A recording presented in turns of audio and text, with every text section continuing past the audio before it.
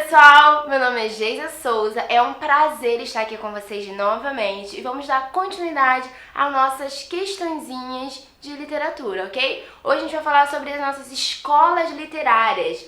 Nessa primeira parte a gente vai falar sobre a era colonial.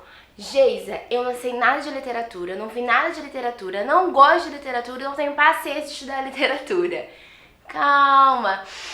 Respire, ok? Respire, fique tranquilo, fique tranquila, que eu vou te mostrar que é muito tranquilo e é muito fácil. Você precisa entender primeiro quais são as escolas que caem para a sua prova, a prova da ESA, quais são as suas características, seus principais autores. Parece ser muita coisa, mas não é. A gente vai mostrar, a única coisa que eu não vou poder entrar muito a fundo é no nosso contexto histórico. Mas as características a gente vai entrar bem a fundo e você vai ver que com isso você vai conseguir resolver todas as questões e matar a sua prova, ó, tranquilinho, chupetinho no mel, ok? Vamos lá. Primeiro, eu fiz uma linha aqui, uma linha do tempo, linha das épocas, né, da história. Para você entender primeiro e falar sobre literatura, você precisa colocar na sua cabeça uma única coisa: renascimento cultural e artístico. Por que renascimento? O renascimento foi um marco para que a literatura em si ela se desenvolvesse até os dias atuais, ok? Vamos lá, o que foi esse renascimento? O renascimento foi um movimento cultural, intelectual e artístico e da burguesia, ok? Que veio para trazer uma nova mentalidade. Como assim? Antigamente a igreja dominava, o pensamento arcaico dominava, o pensamento de que eu como ser humano, a minha vida deveria rodar e girar em torno de Deus, em torno da igreja. E com o Renascimento, as pessoas começaram a estudar, começaram a pensar, começaram a avaliar e falaram assim: opa, não é bem assim essa história. Como assim não é assim? Eu posso sim ser valorizado como ser humano, eu posso sim gostar de querer ganhar o meu dinheiro, ser bem sucedido na minha vida, que aí entra a burguesia, sair dessa visão do pensamento feudal e entrar para o capitalismo e logo em seguida o mercantilismo. Então, todo mundo queria dinheiro, todo mundo queria curtir a vida, todo mundo queria aproveitar do que tem de melhor na vida, ok? Vamos lá para as características básicas. Classicismo, ou seja, a ideia do clássico voltando, a ideia do perfeito, a ideia do clássico surgindo novamente. O humanismo, o homem ser valorizado, a valorização do homem, a valorização da sua vontade através do individualismo, ok? O hedonismo, o que seria o hedonismo? Nada mais é do que eu posso curtir dos prazeres da vida. Eu como humano, como pessoa, eu posso curtir literalmente do meu salário, curtir do meu dinheiro, fazer o que der na minha telha, é isso aí. O cientificismo, o que é o cientificismo? O cientificismo nada mais é do que o homem passou a estudar a ciência, a estudar, a se aprofundar nos estudos e olhar o mundo de uma outra maneira. Uma outra maneira começou a surgir. Aquilo que era falado durante épocas, décadas, eles pararam e falaram assim, ó, não é bem mais assim essa história não. Eu estudei, comecei a me aprofundar e vi que não é nada disso. O racionalismo, a razão passou a vir, as ideias, o homem passou a pensar. E o capitalismo que a gente falou, que surgiu nesse período, ok? E eu não falei aqui, o homem saiu do teocentrismo para o egocentrismo. Tirou Deus do centro e colocou o homem no centro. Quem não ficou feliz, quem não ficou satisfeito, a burguesia estava feliz, os burgueses estavam felizes, os artistas estavam felizes, os intelectuais, a sociedade estava literalmente evoluindo. Mas nem todo mundo ficou feliz. Quem foi que não ficou feliz? A Igreja Católica. Por quê? Além dela começar a perder fiéis, porque as pessoas começaram a pensar, começaram a estudar e falou assim, não é bem assim não, essa doutrina tá meio arcaica, eu quero ganhar meu dinheiro, eu quero vencer na vida. Além dele começar a perder fiéis, a Igreja Católica não ficou satisfeita. Então o que foi que ela fez? Fez a Contra-Reforma. O que foi a Contra-Reforma? Durante esse período surgiu novas religiões. A Igreja Católica parou e falou assim, ó, vamos sentar, vamos nos reunir e vamos fazer alguma coisa, vamos fazer algo para que essa situação mude. O que eles fizeram? Fizeram a Companhia de Jesus, que são os jesuítas, e o Concílio de Trento. O que foi o Concílio de Trento? Foi uma reunião, literalmente uma reunião, com os maiorais da Igreja Católica. Todo mundo se reuniu e falou assim, olha, quais são as medidas que nós iremos tomar para que essa situação mude, ok? Entramos justamente durante esse período de intensas mudanças, literalmente, entramos no nosso quinhentismo aqui no Brasil. O que foi, na verdade, o quinhentismo? O quinhentismo, devido a esse homem que pensa agora, que estuda, que evolui, ele começou a fazer o quê? Olha, os burgueses queriam mais dinheiro, os burgueses queriam encontrar uma nova rota para chegar às Índias, que era dominado pelos italianos. E eles falaram assim, pô, agora que a gente está estudando, vamos estudar as grandes navegações, vamos estudar os mapas, vamos avaliar. E eles começaram realmente a estudar isso e esquecer também algumas lendas que haviam na época, dos monstros dos mares, enfim, entendeu? Das sereias. Então eles começaram a entrar no mar e entrar o quê? As nossas grandes navegações. Chegando aonde? Ao Brasil. Chegou ao Brasil, a gente tem dois tipos de literatura que marca esse período do quinhentismo. A primeira é a literatura da informação. Nesse período, eles não eram escritores, ok? Vamos deixar isso bem claro. Na literatura da informação, aqui no Brasil, quinhentismo, ou seja, anos de 1500, eram nada mais do que cartas, diários, relatos, crônicas dos viajantes durante essa viagem, né, a chegar à nova conquista, que eles colocavam e descreviam o que estava acontecendo durante esse período para quem? Para o rei, para quem estava realmente lá, no nosso caso, o rei de Portugal. Ele queria saber como é que estava o andamento das conquistas. Ok? Então surgiu o que? A literatura da informação, que é literalmente o que? Altamente informativo. Eles queriam saber e descrever o que estava acontecendo. Então a gente tem a nossa carta de descobrimento, escrito por quem? Pero Vaz de Caminha. Grave esse nomezinho, porque ele é muito, muito, muito importante para o nosso período de quinhentismo, porque ele que escreveu a nossa carta de descobrimento. Descobrimento entre aspas, né, gente? A gente fala de descobrimento, a gente sabe que não foi nada disso. Mas isso é um assunto para um outro caso. Então, a carta de Pero Vaz de Caminha, ela era muito minuciosa. Ela descrevia bem a terra, os índios, as Índias, que é um caso bem triste até, né? Por quê? Vamos lá. Chega um navio cheio de homem, um monte de mulher pelada, um monte de homem pelado. O que pensar e o que falar? É isso mesmo. Vamos mudar de assunto. E a gente tem a literatura dos jesuítas. Por quê? Quando a gente falou de Contra-Reforma, a Igreja Católica não ficou satisfeita e criou os jesuítas, ou seja, esses homens que viviam a companhia de Jesus, que significa jesuítas. Eles iam junto com essas grandes navegações com que objetivo? Ganhar mais fiéis. Então eles vieram até o Brasil, ficaram, até protegeram os índios, mas não, infelizmente, não os africanos, não os escravos africanos, que é um fato triste. Mas eles protegeram os índios e catequizaram cada um deles. Isso aí, catequizaram com o objetivo de ganhar mais fiéis. Então é a literatura dos jesuítas, que a gente ganha destaque para quem? Para o padre José de Anchieta. Por quê? Ele tinha uma forma de catequizar muito diferente, que é através dos autos. O que seriam autos? São peças teatrais de cunho bíblico, literalmente bíblico. Então essa era a forma que ele usava para evangelizar e catequizar os índios, ok? Então, quinhentismo, falou de quinhentismo, o que precisa estar firme na sua cabecinha? Grandes navegações, literatura da informação e literatura jesuíta. Literatura da informação, literatura jesuíta. Literatura da informação, cartas, relatos, mapas, tudo que informava o que estava acontecendo nas conquistas, nas viagens. E o nomezinho esperto é Pero Vaz de Caminha, que escreveu nossa carta de descobrimento. E literatura jesuíta, que era o quê? É uma literatura também, não falo nem de informação, embora eles informassem também. Uma leitura de informação, mas principalmente catequese. Eles vieram para catequizar os índios. E a gente ganha destaque para quem? Padre, para o nosso padre José de Anchieta, ok? Que com destaque nos autos, ou seja, peças teatrais de cunho bíblico. Fechou? Então, Renascimento, Contra-Reforma e Quinhentismo. Agora a gente vai passar para quem? Dá para me ver? Dá. A gente vai passar para quem? Pro Barroco. O que aconteceu durante o Barroco? O Barroco é conhecido como a arte da Contra-Reforma.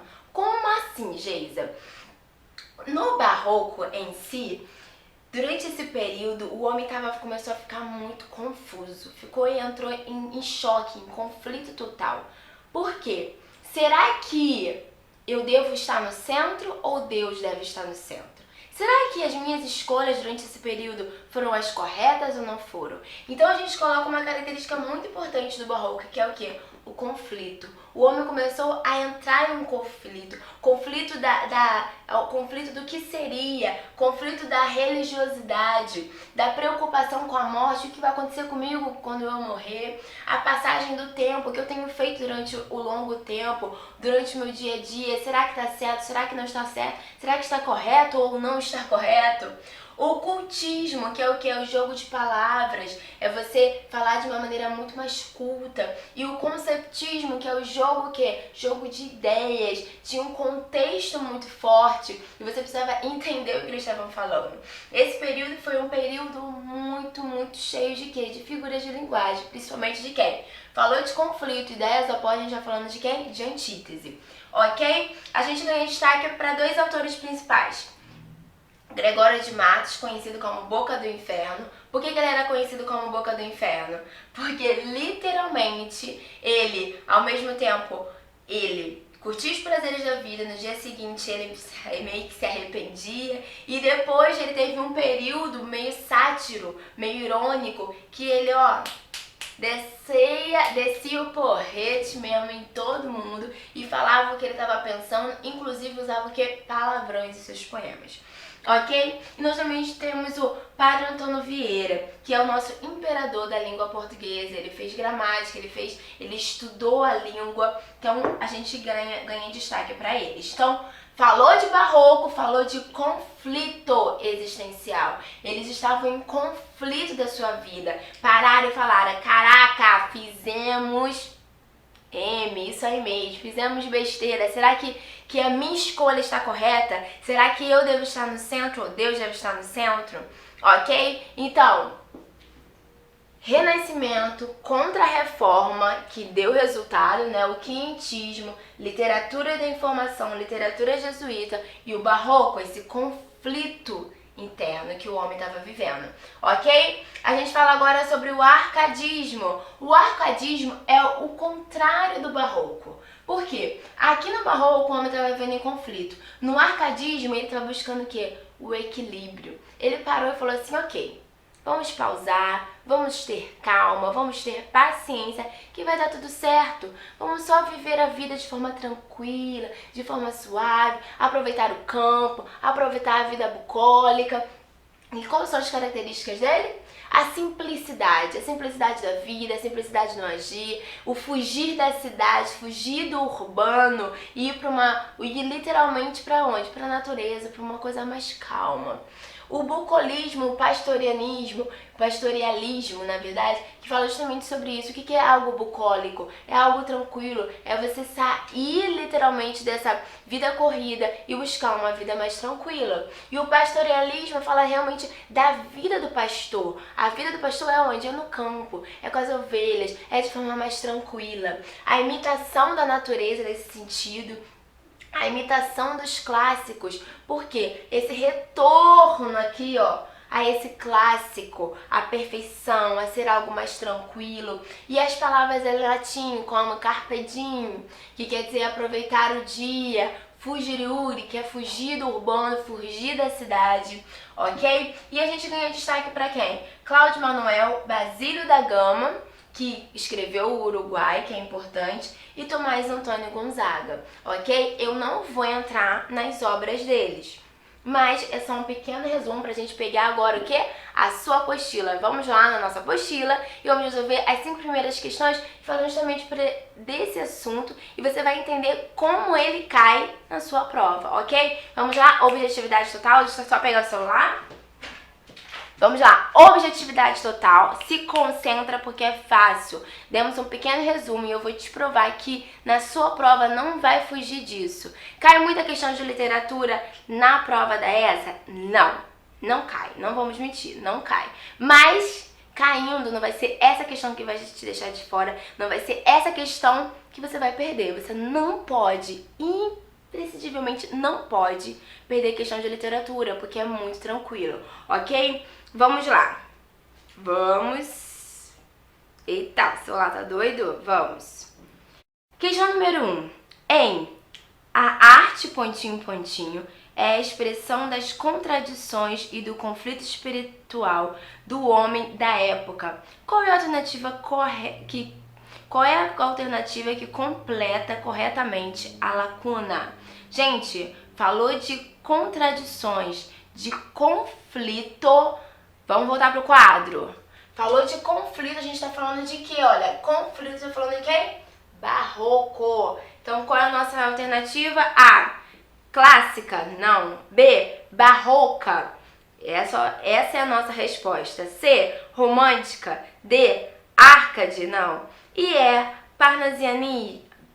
Também não. Então, ó, a arte barroca é a expressão das contradições e do conflito espiritual do homem da época. O nosso gabarito é bola. Vamos lá, número 2. A obra catequética de José de Anchieta, os sermões do Padre Antônio Vieira e a lírica de Tomás Antônio Gonzaga. Vamos lá, vamos ver as alternativas. A, representa gêneros e estilos diversos da literatura do período colonial. Gente, falou de catequizar José de Anchieta, a gente tem que voltar lá no quinhentismo. 2 tipos de literatura: literatura da informação e literatura o quê? Jesuíta. B, constitui o que costuma catequizar como literatura da informação. Eu acho que esse é o nosso gabarito, vamos terminar de ler as outras. C, constituem obras do mesmo gênero, distribuídas no período diverso? Não. Representa os momentos mais altos do estilo barroco? Epa! Barroco, gente. Falou de catequizar, a gente tá falando de quê? Literatura da informação e literatura jesuíta. Quinhentismo, não tem nada a ver com barroco. Constituem obras de gêneros diferentes, produzidas no século 17, gente, também não. Ó, nossa alternativa é bola. Constitui o que costuma caracterizar como literatura de informação. Exatamente, porque a literatura jesuíta não deixa de ser uma literatura informativa. Ok? Então, nosso gabarito é bola. Vamos para a próxima questão, número 3. Movimento literário conhecido como a literatura da informação caracterizou-se através das crônicas dos viajantes, textos descritivos e informativos, conquista material e espiritual, linguagem simples e utilização de adjetivos. Este movimento literário ficou conhecido como, gente, questão dada e muito dada. Como que, gente? Literatura da informação é quinhentismo, nosso gabarito bem de cara. Quinhentismo, ok? Pode parecer assim, caraca, tá muito fácil, tá ridículo, mas é isso mesmo, vai estar tranquilinho. Vamos para a nossa próxima questão, número 4. Desenvolvimento do gênero lírico, em que os poetas assumem postura de pastores e transformam a realidade num quadro idealizado. Estamos falando do... Gente, falou de pastorialismo, de pastor. A gente tá falando de quê? Arcadismo. Qual é a nossa alternativa? Bola. Arcadismo. Fechou? Vamos para a próxima, número 5. A alternativa que apresenta as principais características do barroco é A, racionalismo, universalismo, perfeição formal, presença de elementos da mitologia grego-latim e humanista? Não. B. Pastoralismo, bucolismo, nativismo, tom confessional, tom confessional, espontaneidade dos sentimentos e exaltação da pureza, da ingenuidade e da beleza, também não. C. Preocupação formal, preferência por temas descritivos, objetivismo, apego às tradições clássicas e vocabulário culto. Eita, Geisa, eu não tô lembrando de nada, tá tudo embaralhado, vamos continuar lendo. D. Subjetivismo e individualismo, eurocentrismo, patriarcalismo e nacionalismo exagerado.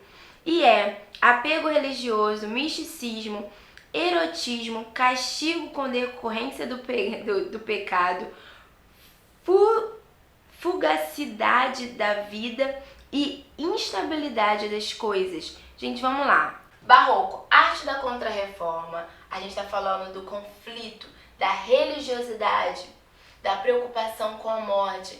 A gente pode botar aqui, olha, na religiosidade, até o misticismo, que também pode aparecer no lugar da religiosidade, ok? A preocupação com a morte, passagem do tempo, cultismo e conceptismo, ok? Vamos lá. Apego religioso, misticismo, erotismo, castigo e decorrência do pecado. Lembra que eles estavam em total conflito. O homem parou e falou assim, caraca. Lembra, a gente falou até de, aqui ó, Gregório de Matos, que ele curtia a noitada, curtia as orgias da vida, e no dia seguinte, o que acontecia? O arrependimento batia, pesado, e falava assim, caraca, fiz besteira mesmo, será que é o correto que eu tô fazendo? Então batia esse arrependimento do pecado. Então, ó, castigo com decorrência do pecado, fugicidade da vida, a fuga da vida, essa fuga da realidade, a fuga de olhar e falar assim, caraca, eu queria estar morto, queria, sei lá, queria estar em outro lugar. E a instabilidade das coisas, ou seja, esse conflito. De novo, a gente falando aqui. Nosso gabarito é. Geisa, essa ficou mais complicada. Não ficou. A gente só tem que ter calma, paciência, ó. Respire fundo que vai dar tudo certo. Ok, vamos lá? Então vamos lá, pessoal. Nosso segundo quadro. Era nacional. Até então a gente tá falando da era colonial. Agora a gente vai entrar na era nacional. O Brasil, ele começa a se tornar uma nação em si. Então, a gente vai falar pela primeira escola literária desse período do século XIX, que é o romantismo. Lembrando que agora o sentimento está no ar, o sentimentalismo está no ar. Quais são as características dele? Individualismo, subjetividade, o eu agora, o que eu acho, o que eu penso, o que eu sinto. O sentimentalismo, a idealização da mulher como a figura perfeita. E o nacionalismo e o indianismo, a ideia de nação, a minha terra, o apego à minha terra. Diferente do arcadismo, que a gente fala sobre nacionalismo, sobre culto à natureza, só que em qual sentido a gente está querendo dizer? No sentido de que aqui é a minha terra é a mais bonita, a minha terra é a melhor terra. Lá não, é essa natureza, uma natureza tranquila, é o lugar que eu quero morar, porque eu quero encontrar o equilíbrio em si. Ok? E o indianismo, o índio entra como uma figura de herói nacional, exatamente, como herói medieval. Então, agora o índio entra como a figura de um herói nacional, ok? O marco do realismo aqui no Brasil, qual foi? Suspiros poéticos e saudades. Então, não esqueça, o marco foi Suspiros Poéticos e Saudades aqui no Brasil do romantismo, ok? O romantismo é dividido em 3 gerações ou em 3 fases, o que você achar melhor. A primeira fase é o nacionalismo e o indianismo, como a gente já comentou. Que temos os autores do Gonçalves Magalhães e Gonçalves Dias. Destaque para Gonçalves Dias, porque ele foi o autor da Canção do Exílio, que tem uma parte do onde? Do nosso hino nacional, exatamente, nosso hino nacional. Ok? Segundo, é o mal do século. Por que mal do século? Além deles serem extremamente românticos, extremamente sentimentalistas, ultra românticos, que eles eram conhecidos, eles morreram muito cedo, os autores dessa segunda fase aqui. A maioria morreu de tuberculose devido, né, dizem as más línguas, que devido às orgias que eles viviam. Então, é a época do autor do sofrimento, de idealizar algo que nunca pode ter. Então, esse sofrimento, essa dor, a morte, a busca do meu passado, né, é muito claro por quem? Álvares de Azevedo, que também morreu muito cedo. Ok? E nossa terceira fase é do socialismo liberal. A gente pode deixar um destaque para Castro Alves. Nesse socialismo liberal já começa a sair um pouco dessa visão de sentimento, de romântico, e começa a entrar em um outro que é o romantismo. Mas antes de a gente falar sobre romantismo não, realismo. Antes de falar sobre o realismo, a gente precisa lembrar que o romantismo tinha uma marca muito clara. Por quê? Depois da queda da Bastilha, que teve lá na França, as ideias iluministas, elas começaram a vir com mais força. Principalmente o quê? A liberdade, que era uma das coisas que eles pregavam. Então a liberdade, ela marca muito esse período do romantismo. Lembrando que o romantismo é uma arte de quem? Da burguesia. Você vê que se vê nas imagens, nos poemas e principalmente nas pinturas, é principalmente uma figura bem burguesa, ok? Então, voltando para a terceira fase, socialismo liberal. O que seria esse socialismo liberal? Agora a gente começa a entrar um pouquinho, o que está vendo à minha volta? Sabe, tá vendo a escravidão? Então vamos falar sobre a escravidão. Estamos falando sobre o preconceito? Vamos falar sobre o preconceito. Então eles começam a introduzir o nosso próximo escola, o nosso próximo período, que é o período do realismo, que também aconteceu no século XIX, só que na segunda fase do século. O que ele tinha de característica? Trazer à tona a realidade que estava acontecendo. Chega agora de fingir que as coisas não estão acontecendo. Chega agora de olhar para mim e vamos olhar para todos. Literalmente todos. Então, era uma característica também muito forte. Não está aqui, mas esse olhar para todos é uma característica que tinha muito real no realismo, ok? Então, a gente tem o objetivismo, é o que é. Verossemelhança, um fato precisa ser verdade, precisa ser verídico. A análise social, exatamente, social. O pessoal começou a analisar o comportamento humano. O retrato fiel dos personagens. O hoje é o que importa e a busca da perfeição formal. Em qual sentido? Da perfeição perfeita, da perfeição tranquila, a forma, né? A forma de escrever de forma não perfeita, mas equilibrada. Essa é a palavra, ok? O marco do realismo é Memórias Póstumas de Brás Cubas. De quem? Machado de Assis. Falou de realismo, falou de Machado de Assis. Ok? Ele também é dividido em duas fases, as obras de Machado de Assis, e a gente vai colocar agora a diferença delas. A primeira fase é uma fase romântica, porque ainda estava nesse período de transição do romantismo, ok? Na primeira metade do século. Então, as obras são Ressurreição, Mão e Luva, Helena e Yaya Garcia.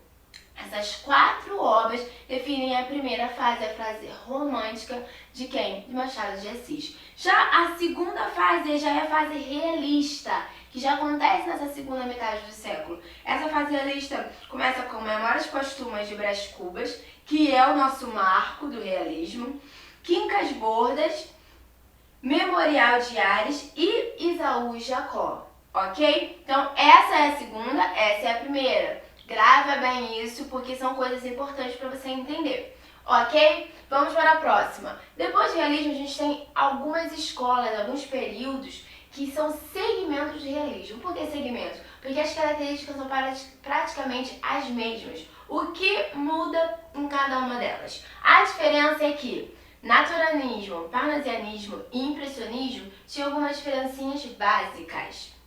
As características são as mesmas, praticamente.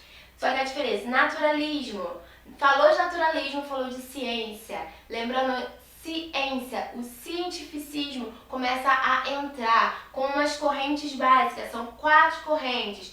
PSDD, qual seria? Positivismo, socialismo, darwinismo e o determinismo. Eles começam a colocar. Então, nacionalismo falou de ciência. O homem começou a analisar o homem de maneira mais profunda, a analisar a sociedade de maneira mais clara, ok? Temos, autores como Aloysio de Azevedo, que o marco do naturalismo durante esse período foi qual?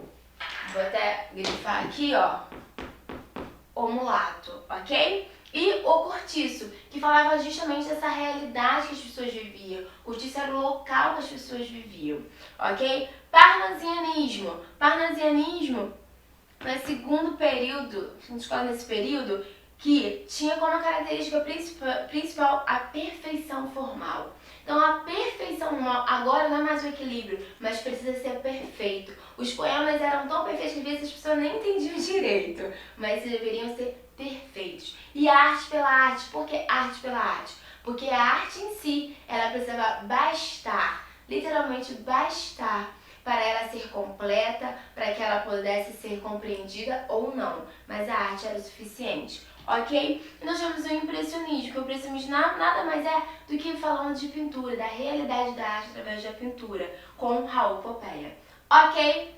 Vamos para o simbolismo agora, que também aconteceu durante esse período, mas com uma diferença bem pequena, ou melhor, grande diferença. Agora, essas ideias do romantismo, algumas como a subjetividade, ela começa a retornar, entendeu? Saiu agora do objetivismo e nós entramos para o subjetivismo, ok? A ideia de sugestão, eu estou voltando para mim, estou voltando para o eu interior. A ideia da sugestão, os poemas, as obras, elas eram muito sugestivas, literalmente sugestivas, sabe? Tinha algo a mais lá no fundo. A musicalidade, o mistério no ar e o principal autor, Cruz e Souza.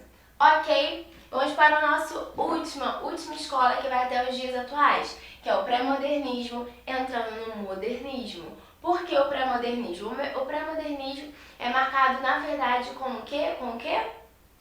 Não sabe? Não sabe. O pré-modernismo ele é marcado com a Semana da Arte Moderna. Essa Semana da Arte Moderna foi essa reunião que teve com todos os artistas desse período, dessa época.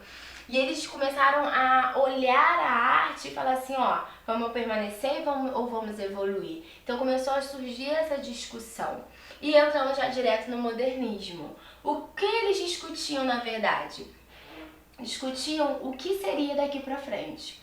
Ok? A gente tem dois autores que marcaram esse período, marcaram essa transição, na verdade, que é Manuel Bandeira e Oswaldo de Andrade, ok? Ele também foi dividido em três fases. A fase da destruição, ou seja, a gente destrói ou não o que está vindo do passado, o que a gente alcançou até agora. A segunda fase é a fase da consolidação, daqui pra frente, o que foi discutido na Semana da Arte Moderna. Vai ser isso ou não vai ser? E a terceira, a geração 45, que ao mesmo tempo voltou um pouquinho ao passado, voltou um pouquinho à busca da perfeição, à busca do clássico. Ok, gente? Resumão básico, 10 minutinhos, pra gente poder entender o que aconteceu nessa era nacional até os dias de hoje. Agora você vai pegar sua apostila, vamos realizar a segunda parte dos exercícios, ok? Tô falando rápido, mas tá dando pra compreender? Eu vou respirar pra falar mais devagar, tá bom? Vamos lá, deixa eu pegar meu celular. Bora lá. Questão número 6. Quais foram os autores representantes do modernismo no Brasil? Gente, vamos voltar aqui, para o nosso quadro, o último. Os autores representantes foi quem? Manuel Bandeira e Oswaldo de Andrade. Nosso gabarito é dado. Vamos lá, número 2. Número 2 não, número 7, né?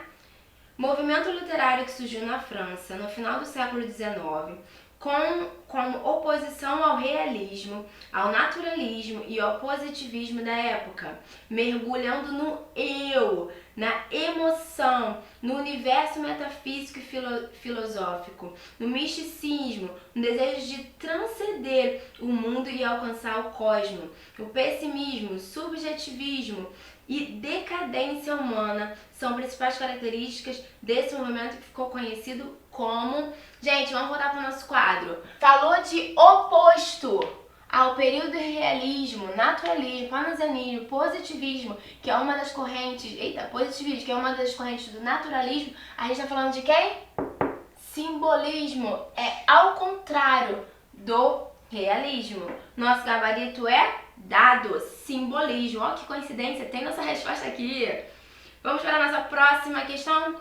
Movimento literário em que os escritores, ao contrário dos românticos, não se envolviam emocionalmente.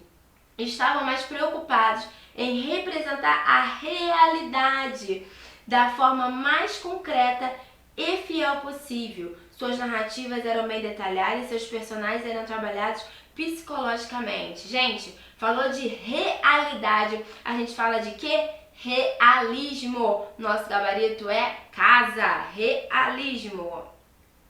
Próxima. Valorização da emoção, liberdade de criação, amor platônico, temas religiosos, individualismo, nacionalismo e história. Fortemente influenciado pelos ideais do iluminismo e pela liberdade conquistada na Revolução Francesa. No Brasil, entre os principais autores podemos destacar Gonçalves de Magalhães, Gonçalves Dias e Araújo Porto Alegre. Estamos falando do seguinte movimento literário. Vamos voltar para o nosso quadro. Falou dessa liberdade, olha aqui, ó. Liberdade de criação, arte da burguesia. Depois da queda da Bastilha, os pensamentos iluministas, a gente está falando de quem? Romantismo. Nosso gabarito é. Vamos para a nossa próxima questão. Estilo literário que surgiu na França em meados do século XIX. A busca pela perfeição no formal, o universalismo, a linguagem rebuscada e a impessoalidade fizeram com que esse estilo fosse considerado o oposto do romantismo no século XVII e XIX. No Brasil, os escritores mais destacados dessa escola literária foram Alberto de Oliveira, Raimundo Correia e Olavo Bilac. Estamos falando do...